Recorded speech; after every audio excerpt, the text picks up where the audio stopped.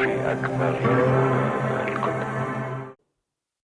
Students, आज हम शुरू कर रहे हैं chapter number 3 change in profit sharing ratio. बहुत इंपॉर्टेंट चैप्टर है क्लास 12th अकाउंटेंसी का। इस चैप्टर को पढ़ने के बाद आप chapter number 4 admission of partner बहुत आसानी से सीख पाएंगे, क्योंकि चैप्टर नंबर 3 में जो कुछ हो रहा है सब कुछ चैप्टर नंबर 4 में हो रहा है, कुछ चेंजेस को छोड़कर। बहुत 20% चेंजेस मैं कहूंगा। जो कुछ चेंज इन पीएसआर में हो रहा है चैप्टर नंबर 3 में, जो कुछ हो रहा है चैप्टर नंबर 5 आपका रिटायरमेंट ऑफ पार्टनर, उसमें भी सब कुछ सेम हो रहा है 80%, 20% को छोड़कर। और chapter number 3 change in profit sharing ratio में जो कुछ हो रहा है सब कुछ सेम हो रहा है डेथ ऑफ पार्टनर में, सिर्फ और सिर्फ 20 से 30% चीजों को छोड़कर। इसका मतलब आने वाले chapter number 4, chapter number 5, chapter number 6, इन सब में 70% पार्ट चैप्टर नंबर 3 का है, जो कि change in profit sharing ratio है। इसे आपको बहुत ईमानदारी के साथ पढ़ना चाहिए, और जैसे ही आप इसको अच्छे से पढ़ लेंगे मैं आपको गारंटी देता हूं कि चैप्टर नंबर 4, 5, 6, इवन 7 भी, डिसोल्यूशन ऑफ पार्टनर, आप 50 to 70% कंप्लीट कर चुके होंगे। अब आप इसको ऐसा समझ लीजिए कि मैं कहूंगा कि 3 पार्टनर हैं, ए प्लस बी प्लस सी, और इन तीनों का रेशियो है 50, 30, 20। अभी फिलहाल में कई सालों से इनका रेशियो ये चल रहा है। अच्छा, इन फ्यूचर ये तीनों डिसाइड करके बैठे हैं कि इनका रेशियो फ्यूचर में हो जाएगा 20, 30, 50। अच्छा, ऐसा क्यों हो जाता है इसके बारे में मैं आपको बाद में बताऊंगा, बाद में डिस्कशन करूंगा। फिलहाल इतना समझिए आप कि इनका कई सालों से ये रेशियो चल रहा है, पर फ्यूचर में ये डिसाइड करना चाह रहे हैं कि इनका रेशियो हो जाएगा 20, 30, 50। अब जरा सोच के देखो, एबीसी ने पिछले कई सालों में, जो कि मैं कहूंगा कि ये मान लो कि 2 साल पहले एबीसी ने 10 लाख रुपए कमाए थे 2 साल पहले। जैसे अगर मैं एग्जांपल के लिए कहूं कि ये मेरा जो साल है 2025 सितंबर चल रहा है, मैं कहूं कि 24 से 25 वाले साल में, तो 24 से 25 वाले साल में 24 से 25 वाले साल में इन्होंने जो कुछ कमाया, या फिर मैं कहूं 2023 से 24 वाले साल में इन्होंने जो कुछ कमाया, जरा सोच के देखो कि इन्होंने 23 से 24 वाले साल में टोटल 10 लाख रुपए कमाए थे, है ना। ऐसे 24-25 वाले साल में इन्होंने 12 लाख रुपए कमाए थे। सिंपल। ऐसे फ्यूचर में भी कमाएंगे, है ना। यानी कि फ्यूचर मतलब 2025 और 26 वाले साल में भी कमाएंगे, 26-27 वाले साल में भी कमाएंगे। बिजनेस से चलता रहेगा। अच्छा, जो इन्होंने 10 लाख रुपए कमा चुके थे, इन्होंने कैसे बांटा होगा? अगर सिंपली देखा जाए, इन्होंने बांटा होगा 50% के शेयर में, 30% के शेयर में और 20%। क्यों बांटा होगा इस शेयर में? अरे भाई, ए बी सी 3 मालिक है, तीनों का परसेंटेज ये है, तो जो कुछ कमाएंगे इस मेहनत में कमाएंगे। जो कुछ एफर्ट, ए जो एफर्ट डालेगा वो 50% डालेगा, बी 30% का एफर्ट डालेगा, सी 20% का एफर्ट डालेगा। ए ने 50% पैसा लगाया होगा, बी ने 30% पैसा लगाया होगा, सी ने 20% लगाया होगा। ए 50% मेहनत करता होगा, बी 30% मेहनत करता होगा, सी 20% मेहनत करता होगा। तो जिस रेशियो में मेहनत करते आए हैं इस प्रॉफिट को, तो उस रेशियो में लेंगे। इसका मतलब है ए को मिला होगा 5 लाख, बी को मिला होगा 3 लाख और सी को मिला होगा 2 लाख। सिंपल। ऐसे इधर आ जाओ, मैं कह रहा हूं नेक्स्ट ईयर यानी कि 23-24 के सामने 24-25 में थोड़ा सा प्रॉफिट ज्यादा हो गया है। इस बार थोड़ी ज्यादा मेहनत करी है इन्होंने। पिछले साल 10 लाख कमाया था, इस साल 12 लाख कमाया है, और वही शेयर वही है 50, 30, 20। अभी तक रेशियो बदला नहीं है इन्होंने। रेशियो तो फ्यूचर में बदलने के बारे में सोच रहे हैं। तो अभी फिलहाल में क्या रेशियो है? 50, 30 और 20। अब जरा सोच के देखो, ये 12 लाख रुपए जब पैदा हुए होंगे 24-25 में, इन्होंने 12 लाख रुपए कैसे लिए होंगे? 6 लाख इसकी जेब में गए होंगे, ए की जेब में। अच्छा, बी की जेब में 3,60,000 रुपए गए होंगे, सिंपल सी बात। और सी की जेब में 20% हिस्सा, इसका मतलब 2,40,000 गए होंगे। ऐसे ए की जेब में 5 लाख गए होंगे, बी की जेब में 3 लाख, सी की जेब में 2 लाख। ऐसे मैं कहूं कि पिछले सालों में भी कमाते आ रहे थे। पिछले साल इनका प्रॉफिट 8 लाख था। 50% ए ने लिया होगा यानी कि 4 लाख रुपए, 30% बी ने लिया होगा, इसका मतलब 8 लाख का 30% 2,40,000 रुपए, और सी ने 20% लिया होगा, 8 लाख का 20% 1,60,000 रुपए। इससे पहले भी इन्होंने कुछ पैसा कमाया था, वो भी 50-30-20 में बांटा होगा। इससे पहले भी जो पैसा कमाया था वो भी 50-30-20 में बांटा होगा। अच्छा, मैं ये कह रहा हूं कि ये अपना परसेंटेज बदलना नहीं चाह रहे, तो फ्यूचर में जो कुछ कमाएंगे वो भी 50-30-20 में बांटेंगे। बट यहीं पर एक दिक्कत है, वो फ्यूचर में अपना रेशियो चेंज करने पर अड़े हुए हैं। फ्यूचर में अपना रेशियो बदलना चाहते हैं, चेंज करना चाहते हैं, और रेशियो रखना चाहते हैं फ्यूचर में 20%, 30% और 50%। सिंपल सी बात। अब जरा सोच के देखिए आप,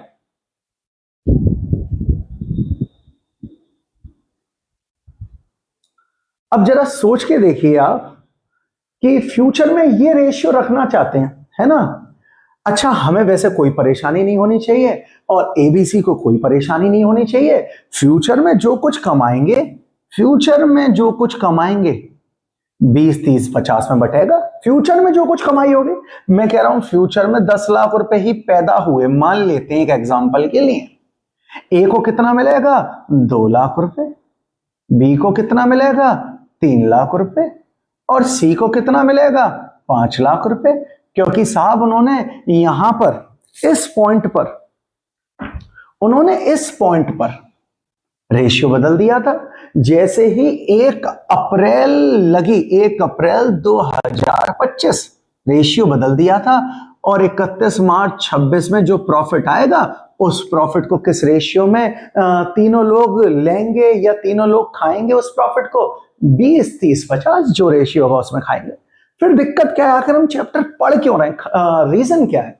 रीजन सिंपल सा ये है कि मान के देखो कि एबीसी ने 10 लाख रुपए कमाए, और कमाने के बाद 10 लाख रुपए आपस में बांटे नहीं। सबसे खास बात यहीं से दिक्कत शुरू होगी, और यही रीजन है इस चैप्टर को पढ़ने का।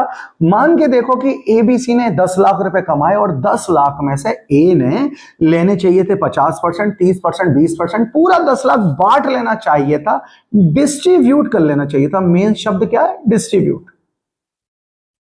जबकि इन्होंने डिस्ट्रीब्यूट पूरा का पूरा पैसा, फुल प्रॉफिट जो कि कितना हुआ?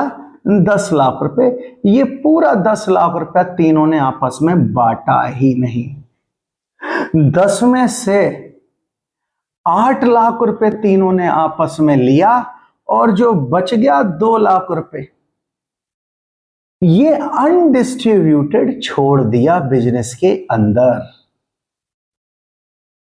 8 लाख रुपए तो कर दिया डिस्ट्रीब्यूट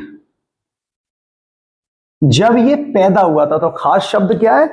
जब ये पैसा 10 लाख रुपए पैदा हुआ था, 8 लाख तो कर दिया डिस्ट्रीब्यूट, और 2 लाख रहने दिया अनडिस्ट्रीब्यूट, यानी कि बांटा ही नहीं। अब जरा सोच के देखो, ये जो 2 लाख रुपए अनडिस्ट्रीब्यूटेड रह गया है, अगर उसी टाइम, जिस टाइम ये पैदा हुआ था, यानी कि 23 से 24 वाले साल में पैदा हुआ था, अगर उसी टाइम ये बांट लेते आपस में, एबीसी ले लेते, तो किस रेशियो में बढ़ता? 50, 30, 20। 50% इसका 50% ए को मिलता, 30% बी को मिलता, 20% सी को मिलता।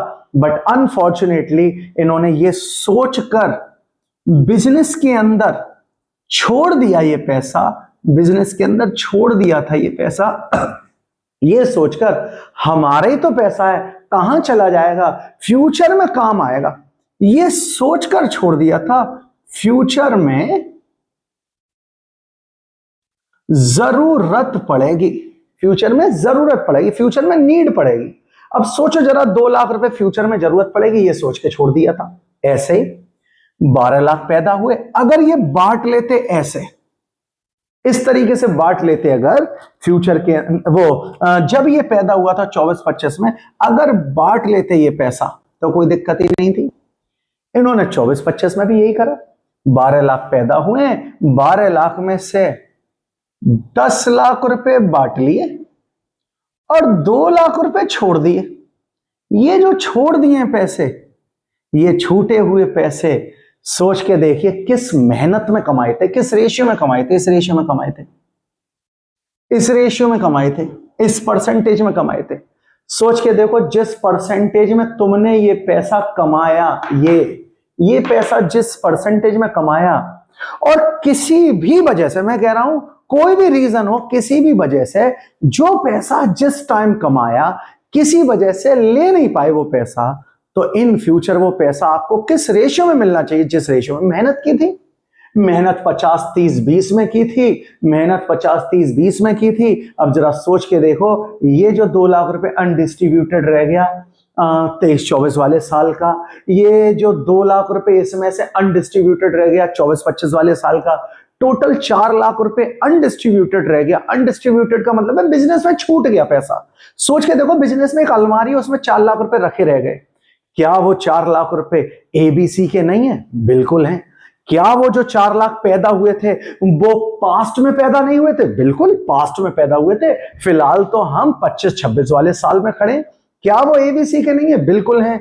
क्या वो पुराने पैसे नहीं है, पास्ट में पैदा नहीं हुए थे? बिल्कुल पास्ट में पैदा हुए थे। तो पास्ट में पैदा हुआ पैसा किस रेशियो में या किस परसेंटेज में मिलना चाहिए? जिस परसेंटेज में मेहनत करके कमाया था उस परसेंटेज में मिलना चाहिए। बट होगा क्या कि रेशियो बदल जाएगा। अब सोच के देखिए, फ्यूचर में रेशियो बदल जाएगा और ये वाला पैसा अगर आज अभी यानी कि 1 अप्रैल लगने से पहले, नया रेशियो लगने से पहले, अगर आज अभी इसी वक्त फ्यूचर का इंतजार करे बिना, कल से रेशियो बदलने वाला है, अगर ये पैसा आज ही नहीं बांटा गया तो आज का जो हमारा पार्टनरशिप की जो डीड है, या ये कह लो जो डॉक्यूमेंट्स है, या हम जो पार्टनर हैं एबीसी तीनों ने मिलकर जो डॉक्यूमेंट्स बनाया हुआ है, जो एग्रीमेंट किया हुआ है, तो सबसे सिंपल मैं कहूंगा एग्रीमेंट, उस एग्रीमेंट में लिखा है 50-30-20, जबकि कल से वो एग्रीमेंट इनवैलिड हो जाएगा। आप अच्छे तरीके से जानते हैं कि अगर पार्लियामेंट कानून कोई लाए और कल से वो कानून एप्लीकेबल हो तो डेफिनेटली बात है, ऑब्वियस बात है, कॉमन सेंस की बात है, पुराना कानून अपने आप लैप्स हो जाएगा। पुराना कानून अपने आप ऑटोमेटिक माना जाएगा कि वो अब खत्म हो चुका है, क्योंकि उसकी जगह नया कानून आ गया है। ऐसे ये जो पुराना एग्रीमेंट है कि एबीसी 50-30-20 के मालिक है, एबीसी 50-30-20 के मालिक हैं, फ्यूचर में जैसे ही नया कानून आ जाएगा, नया एग्रीमेंट आ जाएगा, पुराना एग्रीमेंट इनवैलिड कहलाएगा। और किसी भी हालत में आप ये जो 2 लाख रुपए रह गए थे, ये जो 2 लाख रुपए बिजनेस में छूट गए थे, टोटल 4 लाख रुपए बिजनेस में छूट गए थे, किसी भी हालत में आप 50-30-20 के रेशियो में नहीं बांट पाएंगे। आपको बांटना होगा फ्यूचर में 20-30-50 के रेशियो में। इसी डर से कि फ्यूचर में रेशियो बदलने वाला है, फ्यूचर में परसेंटेज चेंज होने वाली है, फ्यूचर में मालिकाना हक चेंज होने वाला है, हम इसी डर की वजह से जो कुछ पुराना कमाया गया पैसा, जो कुछ पुरानी मेहनत में पैदा किया पैसा किसी वजह से बिजनेस में छूट गया था, वो रेशियो बदलने से पहले ही पहले उसको तुरंत बांट लेते हैं। ना पैसा पुराना बचेगा, ना नए रेशियो में फ्यूचर में बटेगा। तो खास बात क्या है, ना पुराना पैसा बचेगा, ना ही वो पुराना पैसा फ्यूचर में कैरी होगा, फ्यूचर में पहुंचेगा, और ना ही फ्यूचर में पहुंचेगा और ना ही फ्यूचर के रेशियो में बटेगा। सोच के देखो, मैं हमेशा बच्चों से एक बात बोलता हूं, सोच के देखो कि मेरे पास मेरे फ्रिज के अंदर एक पेप्सी की बोतल पड़ी हुई है, और अगर मैं उस बोतल को आज ही पी जाऊं तो क्या कल वो बोतल दिखाई देगी? उसमें क्या वो कोल्ड ड्रिंक होगी मेरे पास? नहीं होगी। तो अगर मैं ये चाहता हूं कि वो कोल्ड ड्रिंक मुझे कल दिखाई ना दे, इसके लिए मुझे कोल्ड ड्रिंक आज ही पी लेनी चाहिए। सिंपल सी बात। ना कोल्ड ड्रिंक बचेगी, ना फ्यूचर में पहुंचेगी, ना फ्यूचर में किसी और को मिलेगी। सिंपल सी बात। यही कॉन्सेप्ट है इस चैप्टर का। पुरानी मेहनत का पैसा किसी भी वजह से अगर बिजनेस में छूट गया हो तो उस छूटे हुए पैसों को आज ही इमीडिएटली मालिकों के बीच में बांट दो। उस मेहनत, उस परसेंटेज, उस रेशियो में बांट दो जिस रेशियो में कमाया था। अगर आपने आज नहीं बांटा तो वो फ्यूचर में उस रेशियो में बटेगा जिस रेशियो में मेहनत की ही नहीं गई थी। अब जरा फाइनल कंक्लूजन जरा सोच के देखिए, आपने मेहनत की किसी और परसेंटेज में और आपको प्रॉफिट मिला किसी और परसेंटेज में, आपको कैसा फील होगा? सिंपल सी बात है। इसलिए जितने भी पुराने पैसे छूट गए बिजनेस में, हम नया रेशियो लगने से पहले ही पहले तुरंत बांट देते हैं, जिससे कोई भी पुराना पैसा किसी गलत रेशियो में ना बढ़ जाए। सिंपल सी बात। तो फाइनल कंक्लूजन क्या है? जितने भी पुराने पैसे अगर बिजनेस में छूट गए किसी भी मजबूरी की वजह, अब वो मजबूरियां क्या है वो बाद में डिस्कस करूंगा मैं, किसी भी मजबूरी की वजह से पुराने पैसे अगर बिजनेस में छूट गए तो नया रेशियो या नई परसेंटेज, नया मालिकाना हक लगने से पहले तुरंत बांट दो, ना बचेंगे पैसे, ना फ्यूचर में बटने का डर होगा किसी और रेशियो में। सिंपल सी बात है। अब मैं आपको बताऊं हमें करना क्या होता है और वो कौन कौन से होते हैं। तो वो टोटल 5 तरीके के प्रॉफिट और लॉस हैं।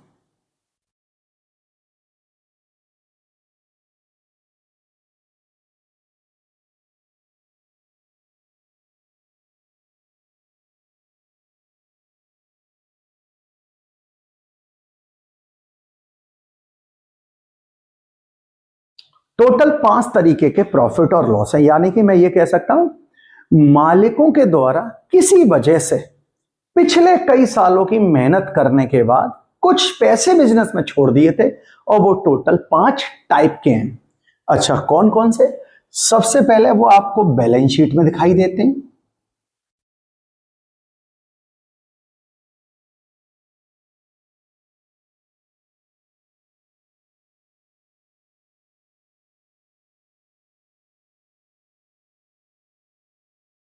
सबसे पहले आपको कैसे पहचानना है कि वो बैलेंस शीट के अंदर होंगे? और देखो नाम से पता लग रहा है बैलेंस। बैलेंस का मतलब कुछ पैसा रह गया था जो कि हमारे पास यहां नोट है। Liability rupees, assets rupees. Simple. चलो कौन कौन से नाम से होंगे? तो देखो सबसे पहला होगा प्रॉफिट एंड लॉस अकाउंट के नाम से, और लाइबिलिटी में जो कुछ पड़ा होता है वो सब क्रेडिट बैलेंस कहलाता है। इसका मतलब यहां अगर पड़ा है तो वो क्रेडिट बैलेंस है, या ये कह लो क्रेडिट साइड में पड़ा हुआ है। अच्छा, दूसरा हमारा रिजर्व के नाम से होगा, रिजर्व। इसके बाद तीसरा प्रॉफिट एंड लॉस का, प्रॉफिट एंड लॉस अकाउंट का डेबिट बैलेंस होगा।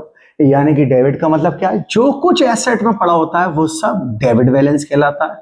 आप ये ना समझ पाए कि ये डेबिट बैलेंस का क्या मतलब है, तो आप ये समझे ये डेबिट में लिखा हुआ है, ये सब कुछ यहां जो कुछ लिखा है वो डेबिट में लिखा है।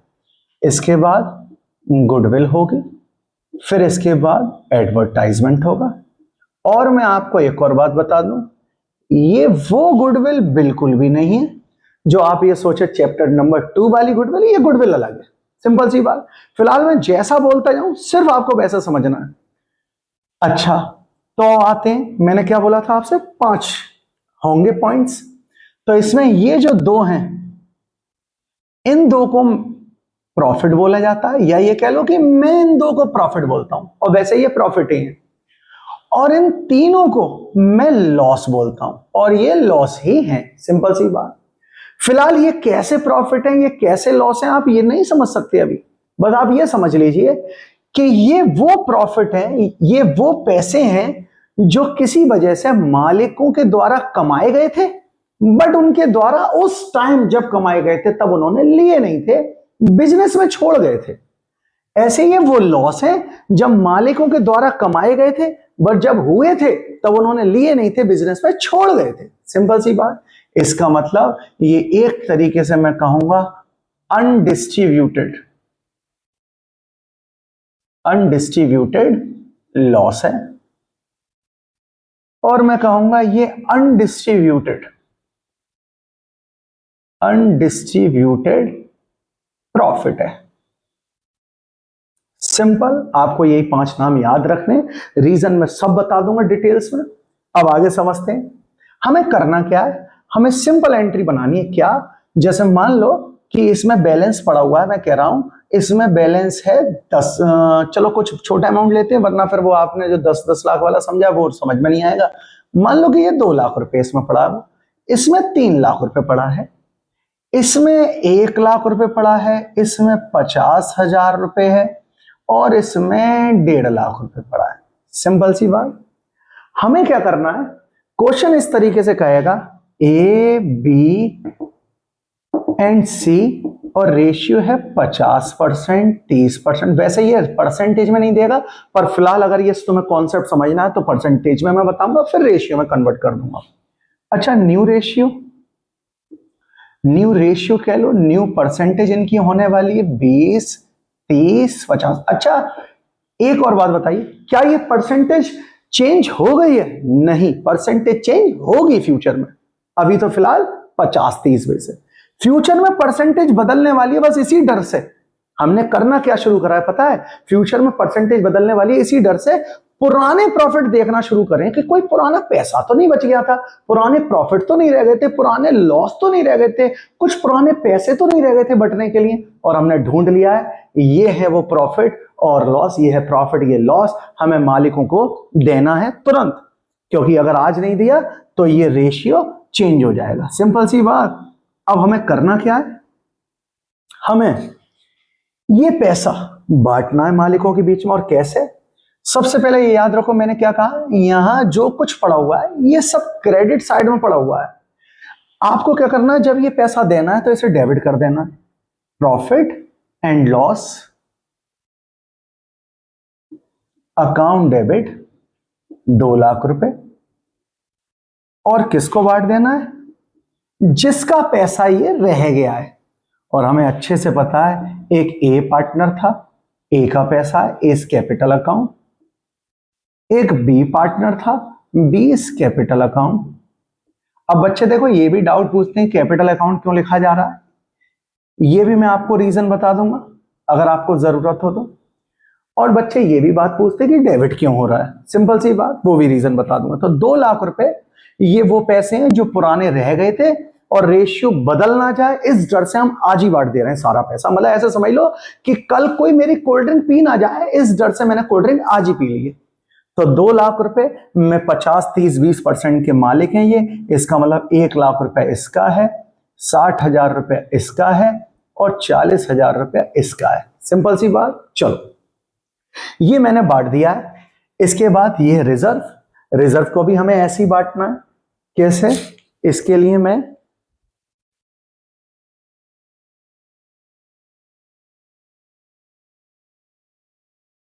रिजर्व को भी ऐसे ही बांटना है। Reserve account debit to A's capital account to B's capital account to C's capital account. Simple. अच्छा, कितना रिजर्व है? 3 लाख रुपए का। 3 लाख का 50% यानी कि 1.5 लाख ए का है, 3 लाख का 30% यानी कि 90,000 बी का है और 3 लाख का 20% यानी कि 60,000 रुपए सी का है। बस जैसे हम ये एंट्री बना रहे हैं इसका मतलब हम ये सारा पैसा बांट दे रहे हैं। सिंपल सी बात। अच्छा, अब थोड़ा सा मैं एक और बात बता दूं। बच्चे ये पूछते हैं कि आपने ये डेबिट किया, ये समझ में नहीं आया। आप सिंपल ये समझ के रखो कि ये जो पैसा है ये मेरे पास क्रेडिट साइड में पड़ा है। ऐसे समझ लो कि मेरे पास कोई चीज रखी हुई है, वो मुझे बांटनी है, तो जब मैं बांट दूंगा तो वो चीज खत्म हो जाएगी। जैसे मैं हमेशा कहता हूं, मेरे पास एक मिठाई का डिब्बा है, उसके अंदर मिठाई रखी हुई, जब मैं मिठाई खिला दूंगा तो मिठाई का डिब्बा खाली हो जाएगा। बस जब वो मिठाई उसके अंदर रखी थी, तो ऐसे समझ लो कि अगर मैं तुमसे कहूं कि वो क्रेडिट में रखी थी, तो जब खाली हो जाएगा तो मतलब डेबिट हो गया। अगर मैं कहूं डेबिट में रखी थी, तो जब खाली हो जाएगा तो क्रेडिट हो गया। सिंपल सी बात। तो रिजर्व डेबिट का मतलब है कि हम ये पैसा खाली करके या ये पैसा निकाल कर मालिकों को दे रहे हैं। चलो अब आगे चलते हैं। इस तरीके से जैसे मैं ये 2 एंट्री बनाऊंगा, ये सारा पैसा एक तरीके से बढ़ चुका है या खत्म हो चुका है, सिंपल सी बात। अच्छा, इसका मतलब मैं ये कहूंगा ये पैसा खत्म हो चुका है। चलो, खत्म हो गया मतलब बैलेंस शीट में दिखाई नहीं देगा। अब आगे चलते हैं, और कौन सा बचा हुआ है पैसा? अब पैसा बचा हुआ है आपका, ये 3 पैसे बचे हैं पुराने। अच्छा, नया रेशियो लगने से पहले ये भी बांटो। हमें क्या करना है? हमें लिखा हुआ है प्रॉफिट एंड लॉस। अच्छा, ये कौन सा बैलेंस है? डेबिट। डेबिट का मतलब है कि मुझे इन्हें बांटने के लिए क्रेडिट करना है। मैं लिखूंगा to profit and loss account, simple. अच्छा, कितना है? 1 लाख। 1 लाख रुपए क्रेडिट कर दिया, यानी कि मैंने, क्रेडिट का मतलब है ये पैसा मैंने निकाल कर अलमारी से बांट दिया है। किसको बांटा है? ए को, A's capital account debit, B को, बीस कैपिटल अकाउंट डेबिट, और सी को, C's capital account debit, simple. 1 lakh रुपए कैसे? भाई साहब ये कमाए थे 50% के रेशियो में, 30% के रेशियो में, 20% के रेशियो में। जिस रेशियो में कमाए थे उसी रेशियो में देना। जैसे ही मैं ये पैसे बांट दूंगा, इसका मतलब है ये पैसा खत्म हो चुका है, सिंपल। अब आओ, ये वाला पैसा, ये भी बांटना है मुझे। ये सारे तीनों पैसे कहां पड़े हैं? डेबिट में। ये भी क्रेडिट करना है, इसका मतलब टू गुडविल अकाउंट। अच्छा, ये लॉस कैसे? मैंने आपसे कहा, आपके बार बार दिमाग में आ रही होगी कि ये लॉस कैसे है, वो मैं बाद में डिस्कस करूंगा।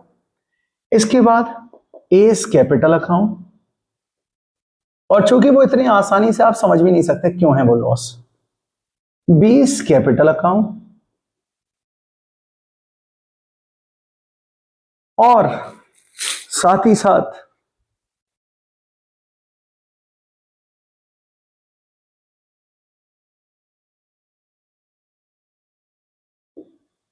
Seize capital account.